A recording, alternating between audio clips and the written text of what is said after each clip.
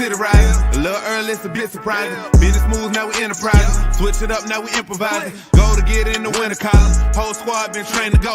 Fins for life, we throw the foe. Singing this just to welcome bro. Two a time, two a time. Time to grind, time to shine. Two a time, two a time. Two a time, two a time. Two a time, two a time. Time to grind, time to shine. Two a time, two a time. Two a time, two a time. My intuition told me this. To trust the coach, he holds the gift. He knowin' when to go with fits. So we knowin' when to switch. This year we got the golden pick. Time to see what that pick bout. Bad vibes get sent out. Only fans up in this house. We been waiting, yeah, we been patient. Now it's time to cash out, no discount. Super Bowl, yeah, we en route. I don't know when, but it's close. I don't wanna overhype, but I just know I like it. So excited, league gon' notice now. You should notarize it. They say tour from that rock. Shout out to Samoa and Islands. Time to lay the smack down. You think he Dwayne Johnson? Time to be the people's champ. Hit him with the people's elbow. Sit together like it's Velcro. You think you could stop us? Hell no. All day I dream about sports. I think I need some Cheto. Custom with some Dolphins colors. Just to let them know we here. Yeah. I know the whole city riding. A little early, it's a bit surprising. Business moves, now we enterprising. Switch it up, now we improvising. Go to get in the winter column. Whole squad been trained to go. Fins for life, we throw the foe. Singing this just to welcome bro. Two a time, two a time. Time to grind, time to shine. Two a time, two a time. Two a time, two a time. Two a time, two a time. Time to grind, time to shine. Two a time, two a time. Two a time, two a time.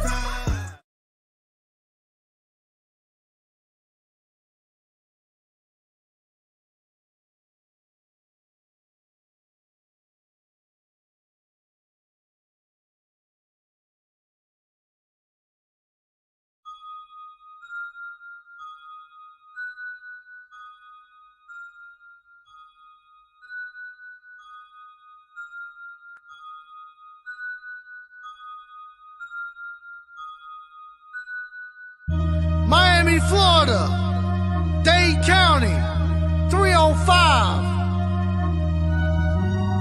Yeah.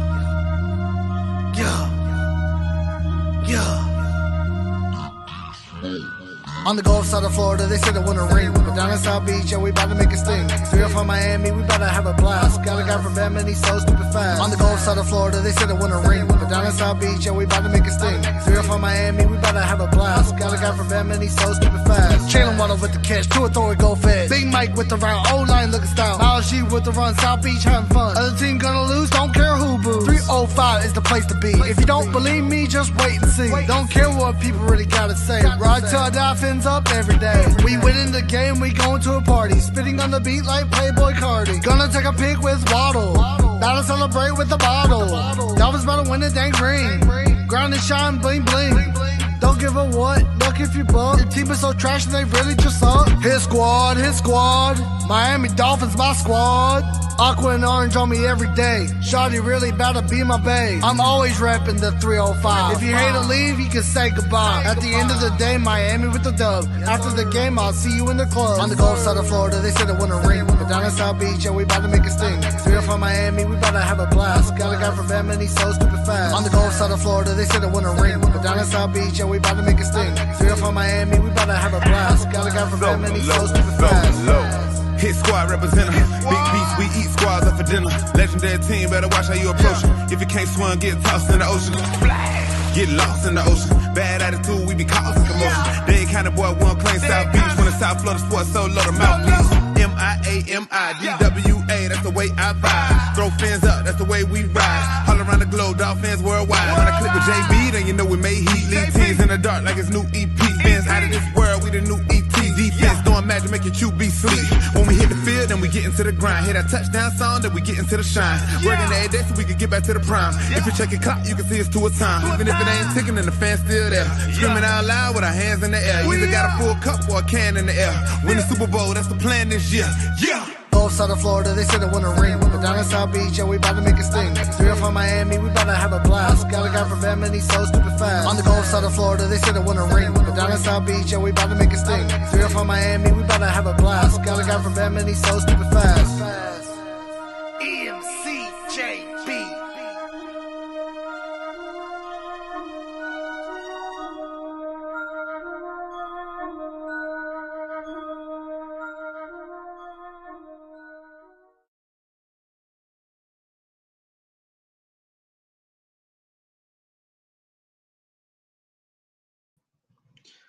What is up, everybody? Thank you for coming through to the Miami Sports Fanatics show, man. I appreciate every single one of you guys taking the time out of their Thursday evening to spend it with me here. I have a special guest for you guys. I'm not gonna keep them away too long, so let me bring them right up, man. Please give a round of applause and a big welcome to Mr. Greg Likens. What's up, my friend? Gio, good to see you again. How's everything going tonight? It's going great, man. Thank you very much for asking. As well as many fans, are really excited and pumped up for the start of the season. It's just what 10 days away. Yeah, right around the corner. We got Yeah. Real Dolphins football, right? I mean, the preseason's fine, but we get down to business with New England to start the season. That's going to be a lot of fun and really get a true test of what Tua Tagovailoa, Jalen Waddle, Tyreek Hill, what that offense is all about. And then, of course, the defense should be pretty good. But with Byron Jones being on the pup list, it's going to be interesting. But we got our real test, right? The Mike McDaniel era really starts in about 10 days. Yeah, 100%. I mean, we will definitely know what we have up our sleeves here pretty soon. And I couldn't 100%. You have Byron Jones in the pup list, and now it's like a lot of people are starting to feel worried about our defense. I do know we picked up a Justin Bethel. It looks like a few hours ago. For much needed depth, which is good. Also taking the roster spot of Clayton Fedulum. So it doesn't seem like we're gonna miss much of a drop off there at all. As a matter of fact, I think we gained a pretty decent defensive back for this Dolphins team. So I'm excited about that. I'm excited to see the unveiling of the offense and see what this team could do. What are your expectations, I guess, for this first team offense with the rollout with Mike McDaniel? Well, I think it should be an exciting offense, and it all resides, all the expectations and everything resides on that left shoulder of Tua Tagovailoa, right? Right. I think he's going to dictate things, and certainly looking at Mike McDaniel's history and what he's been able to do out in San Francisco under Kyle Shanahan, the system should excite everyone because they're able to get the most out of their quarterbacks. I mean, Jimmy G is a good quarterback. Some might say he's a little below average, but either way, he got them to a Super Bowl. And now they're gonna get Trey Lance going there in San Francisco. So if they bring that same system, which they are here to Miami, I can't wait to see what it's going to look like because it's pretty clear that Mike McDaniel was playing things close to the vest in the preseason, understandably so. So we got to see kind of that one deep ball that was underthrown a little bit, but I would imagine come that New England game, we're going to see everything out on the table, and we'll really get a true opportunity to evaluate what this offense is all about. So I think when we spoke earlier this year, I had concerns about Tua's durability. I still Yes. have those concerns. To me, a lot of the season resides on whether or not he can stay healthy. If he does, behind this restructured offensive line, then I think they're going to have a really good season, and they're going to be able to put up some points because a lot of what they did in San Francisco was contingent upon the running game, setting up play action. And, if the offensive line is giving them issues, I think Mike McDaniel is smart enough offensive mind that he's going to get that short passing game going where that's where we know Tua thrives. He's very accurate, Yes. especially in close quarters. So if he can get the ball in their playmakers' hands, they got plenty of them, then I think they can have success. If he's forced to throw the ball down the field a lot, maybe more than he's comfortable with, or if they're coming from behind and the pass rush can get after him, that's where I get concerned. So we'll see. A lot of question marks, but I do think there's many reasons to be excited about what Mike McDaniel can do to this offense. I agree 100%. I mean, you couldn't be more spot on. Um, it definitely feels like it's all dependent on how Tua Tagovailoa progresses year three. You should see a significant jump. Also, durability as of this point remains to be a concern, valid. I hope that that's also something that is in the past as well. So I'm really excited about it. I think we all got a taste. It's funny you mentioned preseason because yes, the first two games, it looks like we really weren't trying to show much of anything. Even the Eagles game to a certain extent, However, we did see in the Eagles game a lot of players executing better, and that was one of the reasons why I wanted majority of the first team offense to start in that third preseason game, because I felt like the second game, which a lot of folks out there thought it was dress rehearsal, it didn't really seem like a dress rehearsal to me. It didn't feel like one. A lot of people looked sloppy. A lot of players were late on their assignments and not executing how they should be executing these plays, because it's very dependent on blocking schemes too.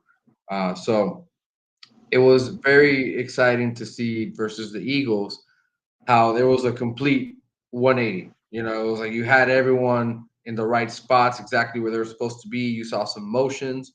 You saw some creative play design on that drive with Tua Tagovailoa, where he had the infamous seems like underthrow now at this point. But hey, he came out and admitted that he wished, he would have got a little bit more on that throw, so that Tyreek Hill could just come run right under it. I'm sure those are things he's going to continue to work on. So that's one thing about Tua. He knows his weaknesses, and he's going to work on trying to get them better. So that's one thing I've noticed and seen. He is getting better on his throws down the middle of the field as well. And that was one area I wanted him to improve on. Now I want to see him, pre-snap reads. That seemed to be a little bit of an issue as well, determining the pressure, who's coming in, making the right reads and stuff like that. That's one area of growth I really want to see from Tua, because I think that would be huge in order for him to have a huge year 3 jump. So I don't know how you feel about that, but I feel like he needs to improve on those areas as well. He does, but I also think it's really about confidence with him, right? Because that has been the real change that I've seen this offseason is, despite all of the rumors and rumblings and I guess some actual news about Tom Brady and the team's interest, right? We thought those were rumors, but I guess that's all true.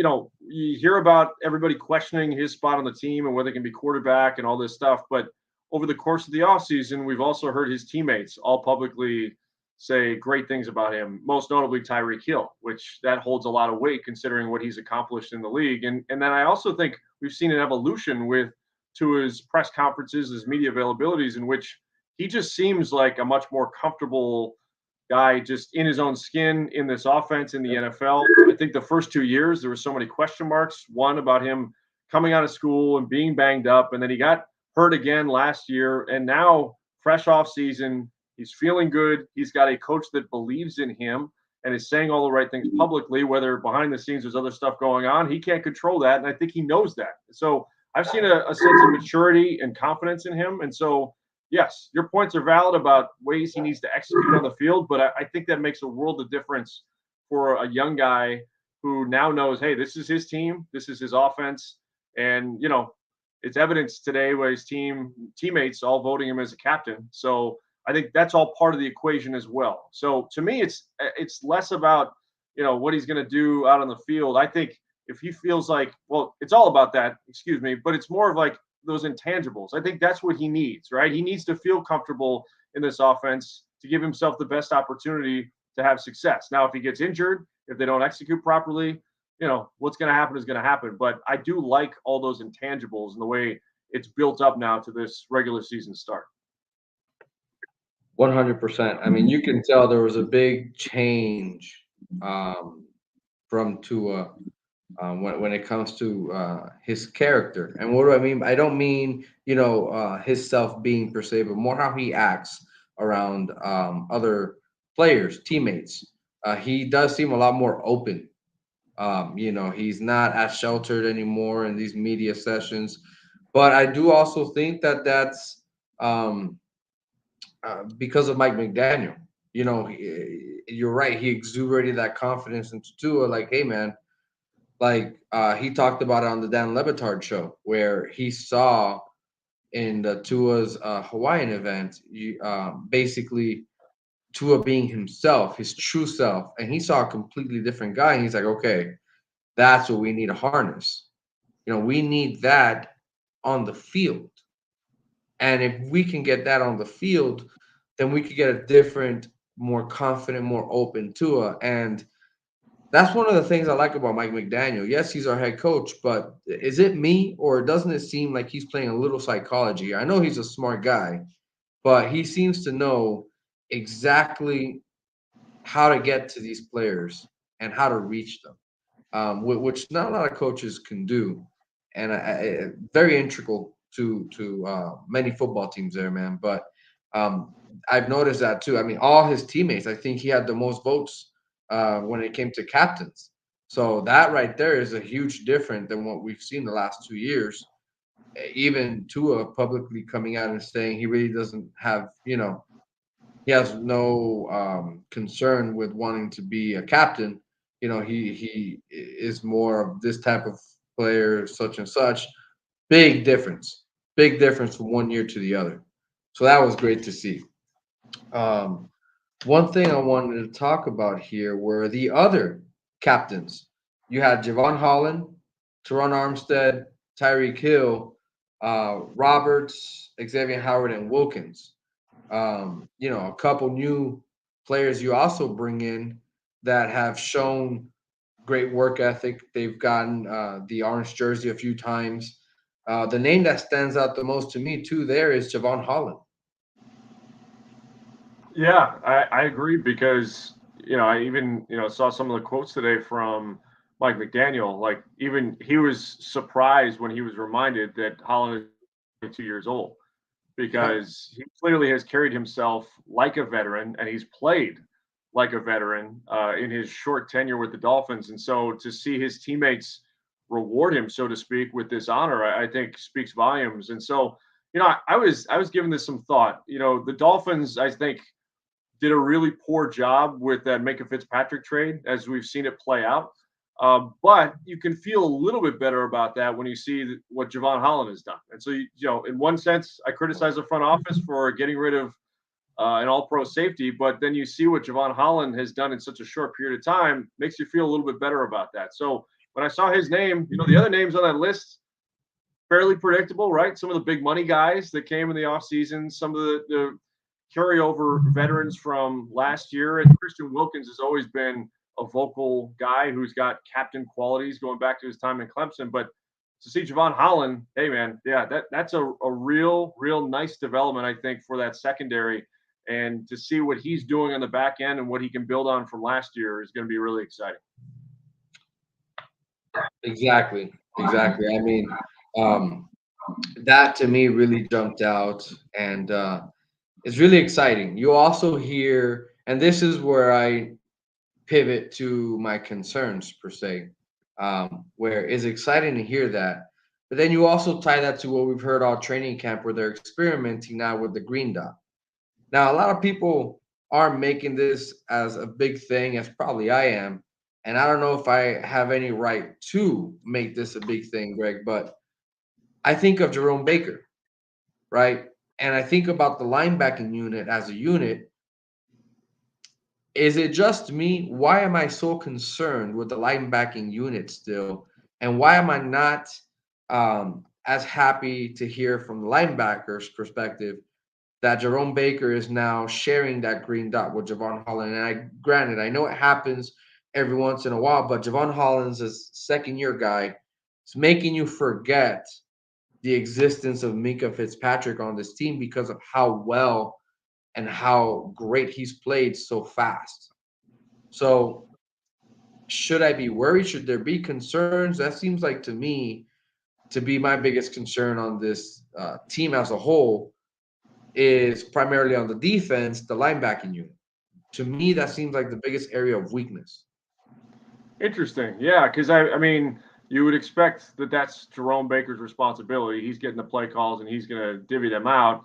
Don't know if Josh Boyer's got, some other ideas in terms of distributing playing time, and maybe Baker's not going to be on the field as much as we anticipate, right? Because that dictates who is going to be That's out a good there, point.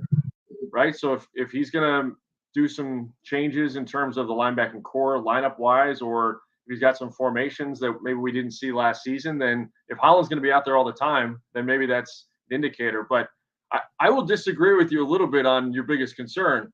My biggest concern is the cornerback position, because linebackers, I think, yes, that's important, but I'm worried. You look at what Josh Boyer did defensively last year. I mean, 67% of their plays, they were in man-to-man coverage. And so you brought in Byron Jones and paid him a ton of money to play man-to-man across from Xavier Howard.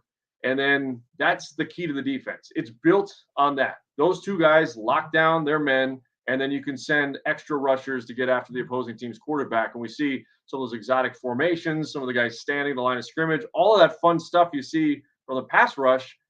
It's dictated by those guys being able to lock down on the outside. So if we're now watching a Dolphins team who can, yes, lock down one side of the field because Xavier Howard is healthy, nothing against Nick Needham. He excelled in the slot, but if he's asked to go outside, we don't know what that's going to be like. And then certainly, I mean, some of those names, I had to write them down. I mean, we know Noah Igbenogany, right? He's a first rounder, but I mean, Kader Kahu, Keon Crossan, and you mentioned Justin Bethel. He's an established player, and he's more of a safety. But when you got a lot of unknowns at that quarterback position, it's such a pass-happy league. That, to me, is the biggest question mark on defense, at least during the time that Byron Jones, and hopefully it's only 4 games, is out of the lineup. That right there is 100% a concern. I guess the reason why I didn't think too much about it is I'm in that mindset where I believe cover 0. Yes, it does depend on those 2 corners locking down their guys, but it could also go the other way where you're depending on the front 7 getting enough of those pressure where for the first 4 games you're kind of helping Noah out, where you're forcing the quarterback to make a faster read than what he anticipated, and maybe fall into more mistakes. You probably have something drawn up where, because the Dolphins seem to be, granted they don't have any reason to be, but they seem to be pretty comfortable with having Noah in the boundary right now. So I wonder if that's because they know what they're going to go with, especially against New England. They know if they give Mac Jones some pressure, Mac Jones have shown under pressure to not really make the best decisions. And also he gets really drummed about it. For some reason, him under pressure and fast, he either turns away, decides not to even worry about the play anymore, or just throw the ball. He actually makes a lot of mistakes under pressure. So maybe that's just by design. But I am concerned with the cornerback position as well. I just hate getting crushed by the run game. And real quick, I mean, I just have this vision, unfortunately. I mean, for Dolphins fans, maybe close your ears for a second, but I have this vision of Devontae Parker lining up against Igbenogany and saying, "Oh man, I've been here before. I feel really confident right now. Hey Mac, just put it up in the air for me. I'll get it." Because So you don't think they put Xavier Howard on Devontae Parker? I don't know. That's a good question, right? I mean, it'll be interesting whether that's the matchup or whether they move Xavier on one of the other receivers. But either way, you get my point. We've seen it before where New England gets a former Dolphins player and suddenly they're having a nice game against their former team, and that just seems to happen more often than not. They also picked up Lynn Bowden. They did, yeah. So that's just coming in. So what's funny is I feel like that's a lot of teams do it, but Belichick does that. I feel like more than anybody. Yeah, the week before a matchup, pick up a guy in a practice squad and pick his brain. I heard Mike McDaniel today say he's not worried about it, and I would agree with him, right? Especially first game of the year. Like the Dolphins obviously installed a lot of the offense. Lynn Bowden is very familiar with that offense, but at the end of the day, he's not on the sideline helping them dictate what plays are being called and helping New England. Well, who knows? Maybe there's cameras around. Who knows if the Patriots had any drones flying around the practice? They are going a week before the game starts. Isn't that a little alarming right there? I mean, hey, PTSD takes me back to the Spygate days. Yep. Got to watch Belichick at all times. You never know what he's going to do. But anyway, you understand my point. I think that 100%. It's going to be interesting. And you make a good point that front 7, the pressure's on them now, right? So this is you got a guy down in Byron Jones. there's nothing you can do about that at this point. Can't complain. We can complain on the outside, but internally inside that building, now it's up to that front seven to get after Mac Jones and make it easier on some of these young corners who haven't been tested in the NFL. Well, now there's no choice, right? I mean, as we saw, we really didn't pick up, a replacement per se for four. We didn't do a rental for 4 games. So, I mean, yeah, now more than ever, it's definitely, on the front seven to help out Noah Benogany or Kader Kohu, Keon Crossan. It's up to them for sure. So, elephant in the room, right? 3 quarterbacks. We haven't had 3 quarterbacks on the 53-man roster in a while. So what are your thoughts about Skylar Thompson? I think the kid had a pretty good preseason series for the Dolphins. It seemed like they really let him play loose. There wasn't a lot of, hey, let's just run the ball. No, they let him make calls on the line of scrimmage. They let him change plays. I feel like they really gave Skylar Thompson an internal tryout to be a Dolphin. And you don't see that a lot in teams, especially with the third quarterback. So what does that lead you to believe when it comes to Skylar Thompson? It leads me to believe that he's a very good prospect at the most important position, not just in football, but in sports. Like quarterback to me is the most important position you need to hit in any sport because of all the responsibilities that come with it and how difficult it is to find people who can elevate their game to play that position at a high level. So when you look at this big picture, I don't know if Skylar Thompson is going to develop into a great NFL quarterback, but if you've got somebody that you think you can develop and has given you glimpses that he's got the type of promise that we all saw it in the preseason games, again, granted against backups on other teams that may not be in the NFL this season, but he did what he had to do. And at that position, I think there's certainly reason to take a chance on him, keep him on the roster, and see what you can do to develop him behind the scenes. Because, Teddy Bridgewater, we know what he is in the NFL, and he's going to be a solid backup for them if he needs to play.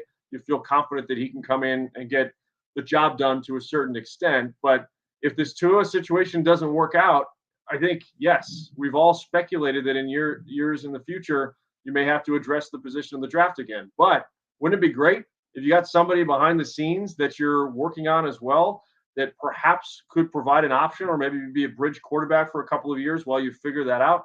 Again, I don't want to give Dolphins fans nightmares because this quarterback situation since Marino has been years and years and years of waiting for them to get this right. So the reality is, though, I would have been upset if Chris Greer and Mike McDaniel and the front office decided to move on from Skylar Thompson because, again, there's such a premium at that position, and there's so few guys that can do it at the proper level that you might as well try to develop a guy at that position. It's not like they're trying to develop another offensive guard, right? Or, some interior defensive lineman. This is a really important spot. He played well. Reward him for that and see what else you can do for him because you just never know what he could develop into.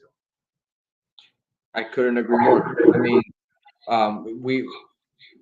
I feel like as fans, we kind of expected that sometime in the later rounds, we were going to get a quarterback, right?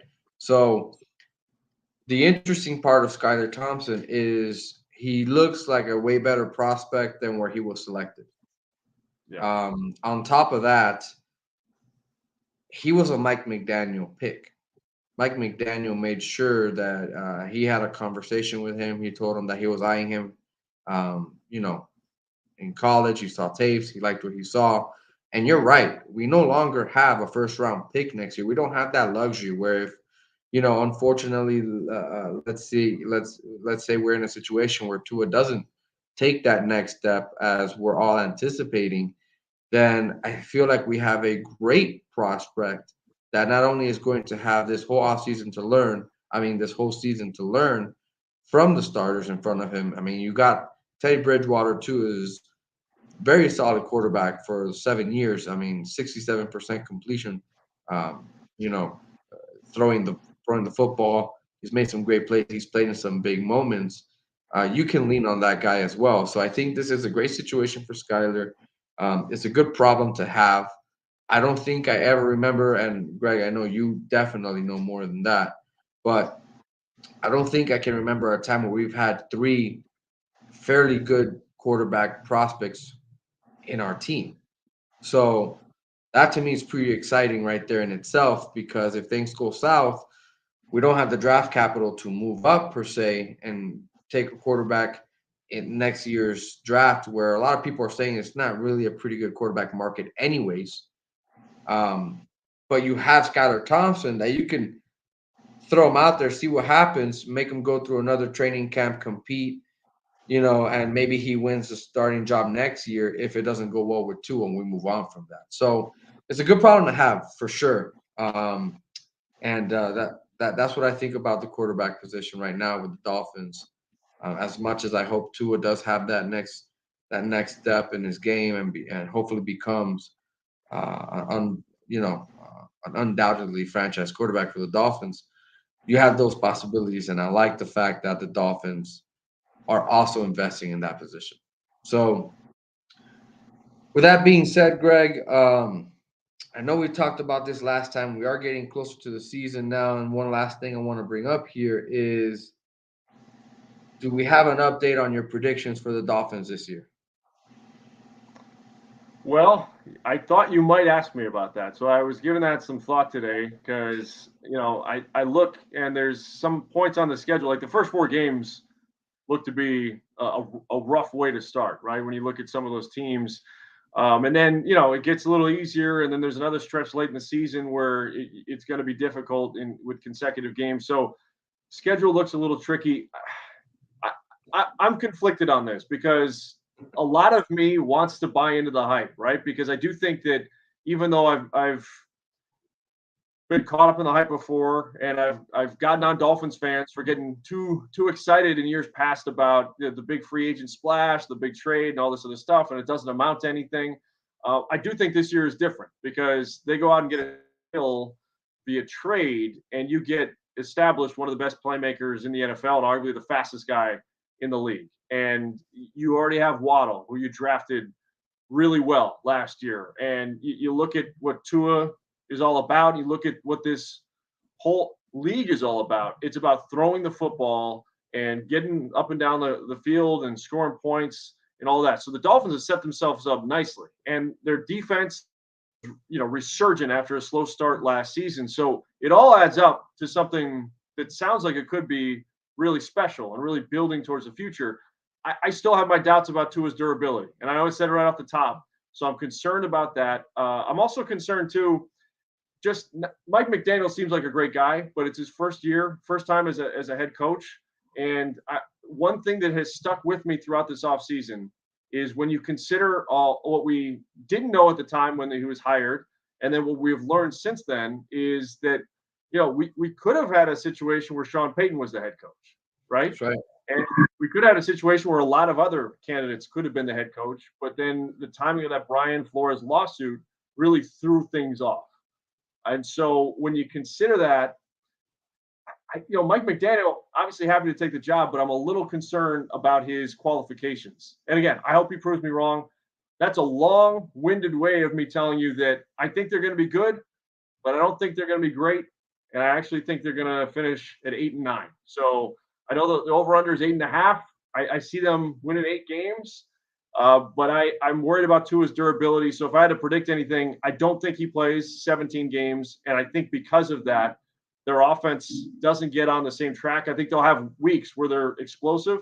But 8-9 is my prediction. And hopefully I'm wrong by a few games. They win some more. But that's what my gut is telling me as we sit here this evening. Well, all valid points. And you also said that, to be fair, where in the scope,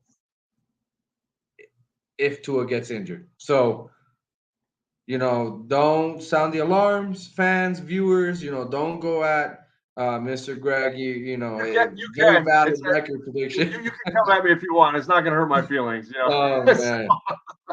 I definitely,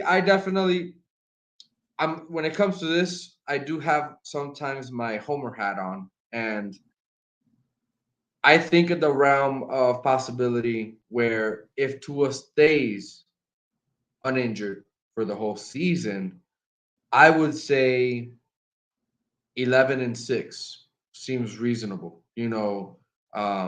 Possibly even 12-5. 11-6. The offense has improved. The offense in the last 3 years hasn't been able to score points. So that's where I'm rolling in with the defense. Let's say it stays pretty consistent, top 5, top 10 defense in the league.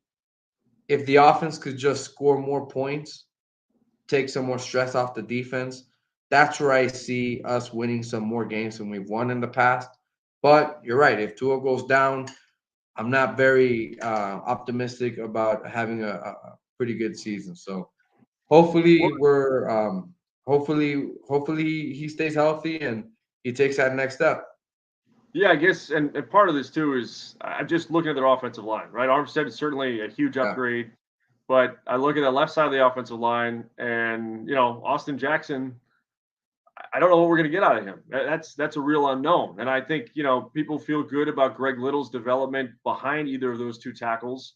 So you feel like you got a little bit of depth there, just in case either there's an injury or you need to make a substitution due to poor performance. But that offensive line just has a ton of questions in my mind, other than Armstead. So I think that all combines into the Tua question mark, because the durability thing, it's going to be contingent upon that offensive line doing a decent job for him. And again, I do think McDaniel's a bright enough offensive mind that he can adjust if that line isn't playing well and get the quick passing game going. But at the end of the day, hey, they traded for Tyreek Hill. We want to see him throw the ball down the field. That's right.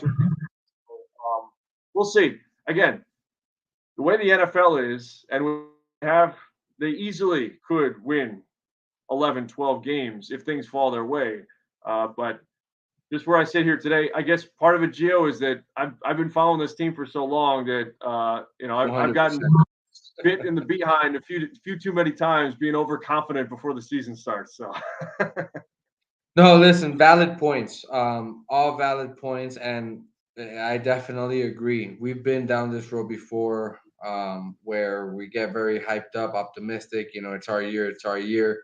I do agree with you where it feels a little different too, but this is exactly why we are sometimes a bit apprehensive and realistic. No matter how much of a fanatic I am, there's always that little, reminder telling you, hey, we've been here before.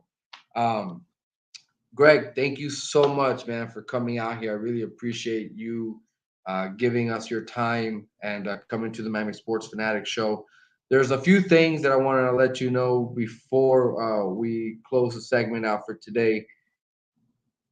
We are doing this brand new roundtable type thing with guys from Dolphin Wire, the Fin side, that they also do great work, Jason Sarney. And I wanted to see if we could definitely squeeze you in there, man, and put you a part of that roundtable where we go ahead and say some of our points here sometime in the near future, my friend. Just let me know. Yeah, if the schedule works out, I'd be happy to do it. So that's great. I think also it'll be good to get some games under our collective belts, right? 100%. So we get something to evaluate and see how they perform on the field, especially with this tough start to the season schedule wise. So yeah, just let me know, Gio. Reach out.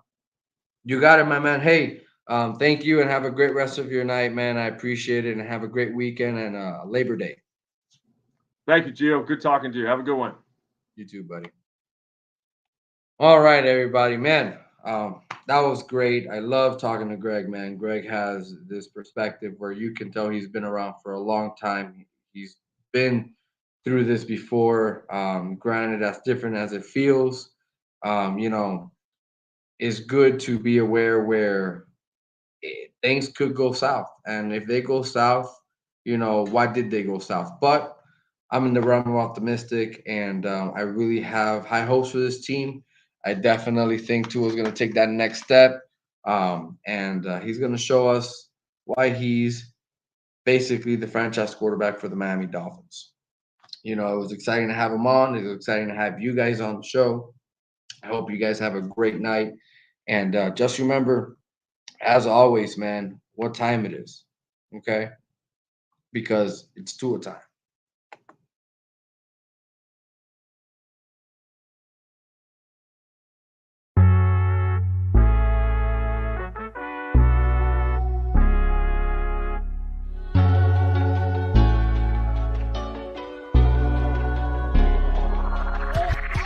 Know the whole city riding. A little early, it's a bit surprising. Business moves, now we enterprising. Switch it up, now we improvising. Go to get in the winter column. Whole squad been trained to go. Fins for life, we throw the foe. Singing this just to welcome bro. To a time, to a time. Time to grind, time to shine. To a time, to a time. To a time, to a time. To a time, to a time. Time to grind, time to shine. To a time, to a time. To a time, to a time. My intuition told me this. To trust the coach, he holds the gift. He knowin' when to go with fit. So we knowin' when to switch. This year we got the golden pick. Time to see what that pick about. Bad vibes get sent out. Only fans up in this house. We been waiting, yeah, we been patient. Now it's time to cash out, no discount. Super Bowl, yeah, we in rock. I don't know when, but it's close. I don't wanna overhype, but I just know I like it. So excited, league gon' know this now. You should notarize it. They say Tua from that rock. Shout out to Samoa and Islands. Time to lay the smack down. You think he Dwayne Johnson? Time to be the people's champ. Hit him with the people's elbow. Sit together like it's Velcro. You think you could stop us? Hell no. All day I dream about sports. I think I need some Checo. Custom with some Dolphins colors. Just to let them know we here. Yeah. I know the whole city riding. A little early, it's a bit surprising. Business moves, now we enterprising. Switch it up, now we improvising. Go to get in the winter column. Whole squad been trained to go. Fins for life, we throw the foe. Singing this just to welcome bro. To a time, to a time. Time to grind, time to shine. To a time, to a time. To a time, to a time. To a time, to a time. Time to grind, time to shine. To a time, to a time. To a time, to a time.